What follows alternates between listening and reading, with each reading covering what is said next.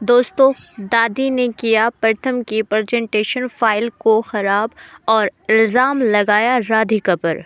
इसके बाद दादी प्रथम की चाय में नशीली दवाई मिला देती है, जिसे पीकर प्रथम बहुत गहरी नींद में सो जाता है। तभी प्रथम के पिता ओमकार जी जग का पानी प्रथम के ऊपर डाल देते हैं और प्रथम को जगा देते हैं और गुस्से में प्रथम से पूछते हैं, आखिरकार ये प्रेजेंटेशन की फाइल किसने खराब की? फिर वही दादी सारा दोष राध्या पर लगा देती है। इसके बाद कहानी में आता है एक नया ट्विस्ट। अब क्या है नया ट्विस्ट, उससे पहले आपसे बताऊं, इस वीडियो को एक लाइक करके चैनल को सब्सक्राइब करें। मन अति सुंदर की कहानी में आगे आप देखेंगे कि प्रथम की दादी, जो शुरू में इस जोड़ी के विरोध में थी, अब निहारिका का खुलकर समर्थन कर रही हैं। दादी का यह हृदय परिवर्तन असल में राध्या के लिए एक षड्यंत्र का हिस्सा था, क्योंकि वह किसी भी कीमत पर राध्या और प्रथम के बीच दूरियां बढ़ाना चाहती थी। दादी का लक्ष्य अब यह था कि वह राध्या को सबके सामने बुरा साबित करेगी और प्रथम को निहारिका के करीब लाए। इसी उद्देश्य से दादी ने एक घिनौनी चाल चली, जिसका अंदाज़ा आप भी नहीं लगा पाएंगे। अगर आपको राधिका और प्रथम की जोड़ी अच्छी लगती है तो कमेंट में आई सपोर्ट राध्या जरूर लिखें।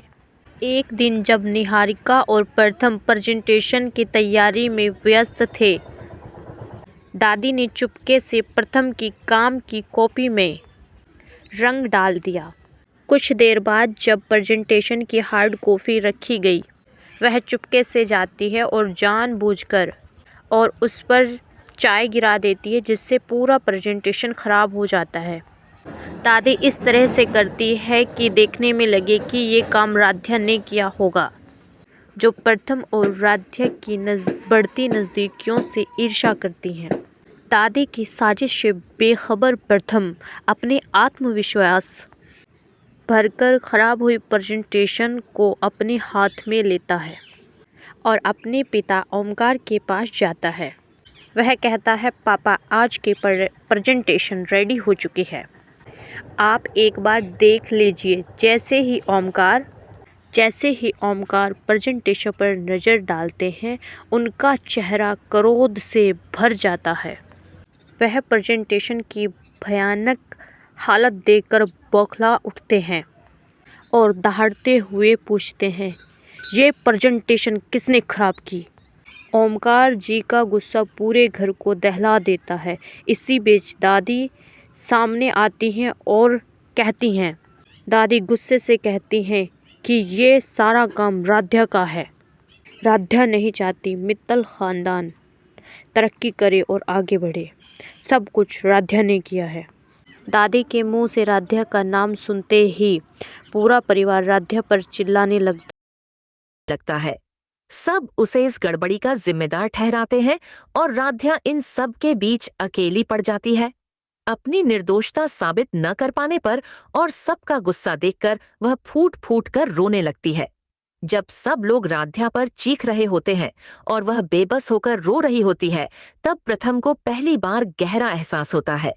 उसके मन में एक संदेह पैदा होता है कि यह सब राध्या ने नहीं किया होगा। वह अपनी रोती हुई पत्नी को देखता है और उसे लगता है कि राध्या निर्दोष है और दादी ने जानबूझकर उस पर झूठा इल्जाम लगाया है। प्रथम के मन में अपनी पत्नी के लिए सहानुभूति और अपनेपन का भाव उमड़ता है। वह जानता है कि एक पत्नी के रूप में राध्या को घर में कितनी उपेक्षा झेलनी पड़ी है। सबके द्वारा दोषी ठहराई जा रही अपनी पत्नी को देखकर प्रथम का रक्षक रूप जाग उठता है। कहानी अब एक अहम मोड़ पर खड़ी है, जहां दर्शकों के मन में यह सवाल है, क्या दादी अपने षड्यंत्र में सफल हो पाएंगी और राध्या को घर से बाहर निकाल देंगी? क्या प्रथम निहारिका और दादी के दबाव को दरकिनार करते हुए अपनी पत्नी राध्या का साथ देगा और सबके सामने उसकी निर्दोषता साबित करने की कोशिश करेगा? क्या राध्या और निहारिका दादी की चाल को समझकर एक हो पाएंगी? यह देखना दिलचस्प होगा कि प्रथम अपनी पत्नी पर लगे झूठे आरोपों का कैसे सामना करता है और वह अपने वैवाहिक रिश्ते को बचाने के लिए क्या कदम उठाता है। निहारिका अभी भी प्रथम को अपने प्यार में फंसाकर प्रथम की जिंदगी बर्बाद करना चाहती है और हर बार निहारिका का साथ दे रही है।